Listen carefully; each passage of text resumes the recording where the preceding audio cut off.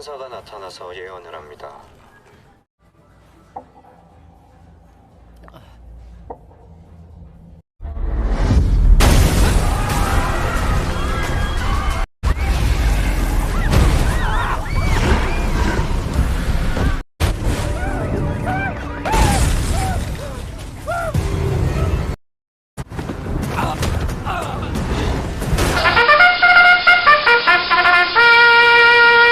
Cek, cek. Hey, apa kabar kalian semua? Apa merasa hidup masih rumit? Hahaha. Sans, nikmatin aja ya, karena nasib kita sama. Oke, kali ini saya kembali membawakan sebuah alur film yang berjudul Hellbound. Film ini bergenrekan drakor series horor yang menceritakan di mana para malaikat pencabut nyawa dikirim oleh Tuhan untuk mengadili para pendosa di dunia ini. Wow. Ya, walaupun sedikit tidak masuk akal, tetapi film ini tetap sangat keren karena memiliki visual efek layaknya Marvel Studio, bukan Indosiar.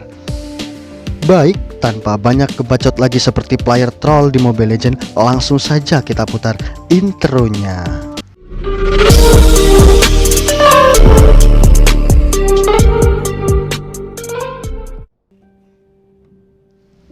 Film ini dimulai pada latar kota Seoul dan kita diperlihatkan ada banyak anak muda yang sedang santai di sebuah kafe sembari menonton video dari pria bernama Jung. Yang mana Jung ini adalah seorang ketua pimpinan organisasi religius bernama Kebenaran Baru. Di dalam video, Jung menjelaskan bahwa akan ada malaikat yang muncul dan memberitahu si penerima kapan ia akan mati dan dipastikan masuk neraka. Lalu, saat waktu kematian itu tiba, akan muncul 3 penjaga neraka yang langsung membunuh si penerima titah tersebut. 멀쩡하게 생겨가지고 말 같지도 않은 소리를 하고 있어. Di sini, Jung memperlihatkan video yang mana 3 malaikat penjaga tersebut melakukan tugasnya untuk mencabut nyawa seseorang yang sudah diberi titah kematian.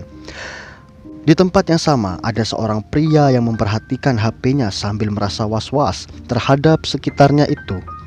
Setelah waktu menunjukkan pukul jam 1:20, tiba-tiba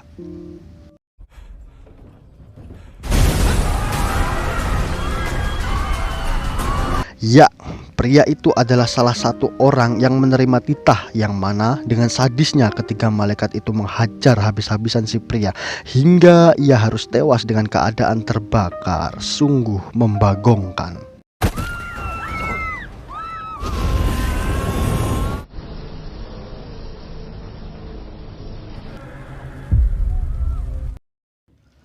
Scene beralih ke seseorang detektif yang bernama Jin, yang mana ia sedang mengikuti rapat komite kepolisian dalam mengungkap kasus kematian pria tadi.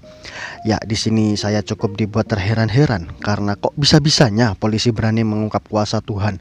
Tapi sudahlah, lagian cuma film, jadi jangan baper. Lanjut.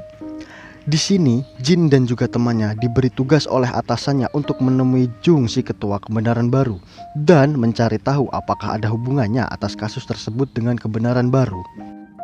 Karena hanya seorang bawahan bergaji UMR, Jin pun menyetujui dan langsung pergi menjalankan tugas. Sesampainya di TKP tempat kejadian, Jin dan temannya langsung menemui Jung yang usai memberikan pencerahan kepada anggota Kebenaran Baru usai kejadian tersebut. Di sini, Jung merasa lucu karena kejadian yang terjadi ini adalah kehendak Tuhan, tetapi para polisi masih ingin menyelidikinya. Aduh. Di sela-sela pembicaraan, Jin bertemu dengan anaknya, yang mana dia adalah Hee-jung. Anak Jin ini mengikuti pencerahan dari Jung dan menjadi anggota Kebenaran Baru. Lanjut, karena para polisi ini ingin mencari tahu kebenaran dari kasus ini, mereka pun bersedia mewawancarai Jung sambil menuju arah pulang. Di sini, Jung menceritakan saat 20 tahun lalu, saat ia mau mengakhiri hidupnya, tetapi tak ingin ada siapapun yang melihat, jadi ia memutuskan untuk pergi ke dataran Tibet. Niat ingin mengakhiri hidup, rupanya Jung bertemu dengan ketiga malaikat itu yang sedang membunuh manusia. Atas kejadian itulah ia pertama kali menemukan makna hidupnya. Jung juga menjelaskan ia membentuk kebenaran baru karena ia ingin membuat manusia hidup dengan bijaksana sesuai keinginan Tuhan. Luar biasa.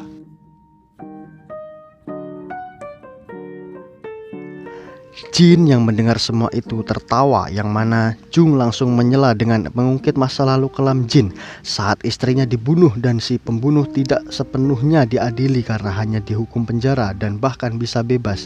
Ya seperti itulah hukum dari buatan manusia ya. Ya saya tidak bisa berkata apa-apa lagi ya. Kalian bisa merasakannya sendiri.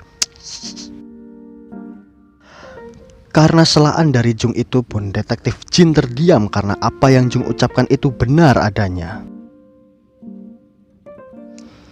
Scene beralih lagi ke seorang penjual makanan yang bernama Park.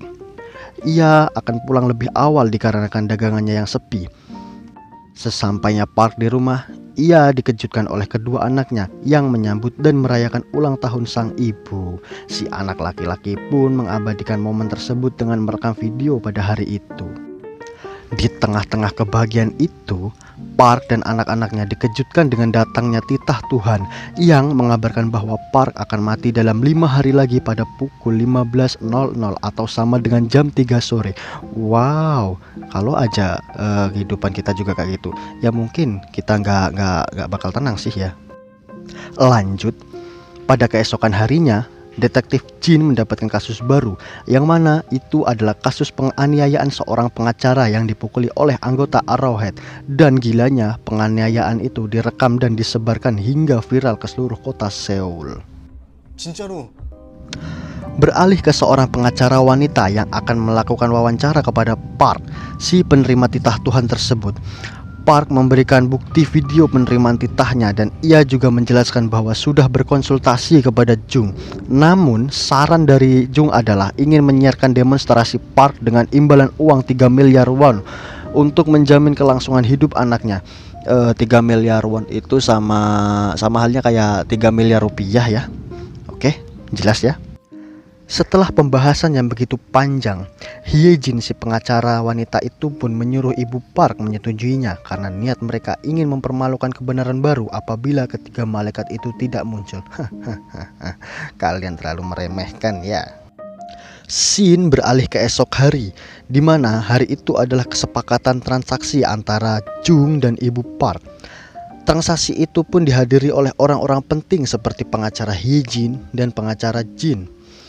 Setelah transaksi usai, terjadi sedikit perdebatan karena Jung ingin mencari tahu kesalahan ibu Park. Jung juga berspekulasi bahwa ibu Park adalah wanita yang hamil di luar nikah karena di rumah itu tak ada foto ayahnya atau suaminya dia.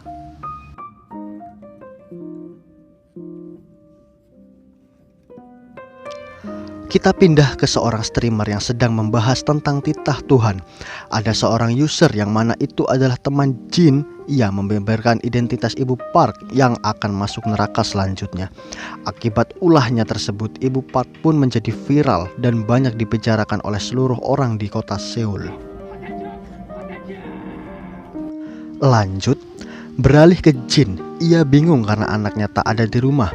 Dan saat Jin menelpon Hee-jung, ia berbohong karena beralasan menginap di rumah temannya yang padahal ia sedang bersama Jin. Wah, kalau si Hee-jung ini beragama Islam, dia pasti ngertilah tentang dosa. Oke, lanjut. Usai ditelepon Jin, Hee-jung pun menceritakan semua kisah kelam masa lalu di saat ibunya dibunuh. Hee-jung yang sedih dan merasa bersalah itu pun langsung ditenangkan oleh Jung dengan cara dipeluk. Tidak diapa-apakan ya, hanya dipeluk. 정씨 잘못 아니에요. Beralih ke detektif Jin yang kaget karena melihat ibu Park beserta anaknya yang viral di dunia maya.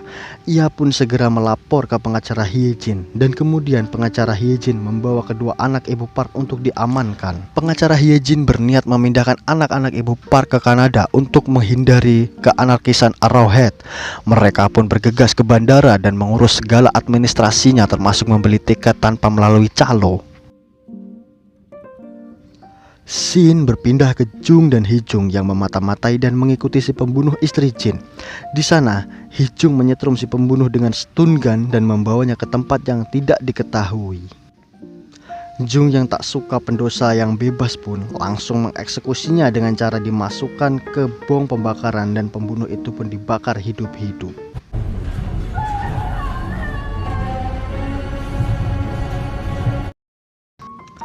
Keesokan harinya, wartawan dan polisi pun dikejutkan dengan penemuan mayat gosong yang tak lain adalah pembunuh tersebut. Kejadian ini pun menjadi viral dan membuat warga Seoul menjadi yakin dengan ajaran kebenaran baru. Lanjut, kita berpindah ke hari demonstrasi Ibu Park, yang mana acara itu banyak sekali dihadiri oleh orang-orang dan tamu VIP dari kebenaran baru yang berupa orang-orang kaya.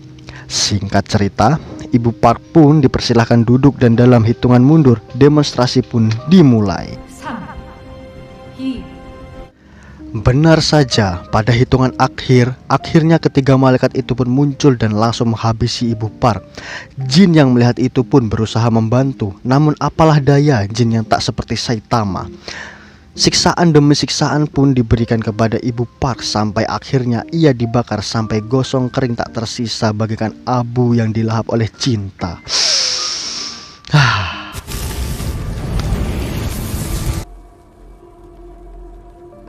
Oke, part 1 ini pun diakhiri dengan bersujudnya seluruh warga terhadap titah Tuhan yang baru saja terjadi. Nah, untuk part 2-nya, link nanti akan saya simpan di deskripsi ya. Dan jangan lupa juga untuk subscribe, like, dan komen ya. Oke, terima kasih. Adios.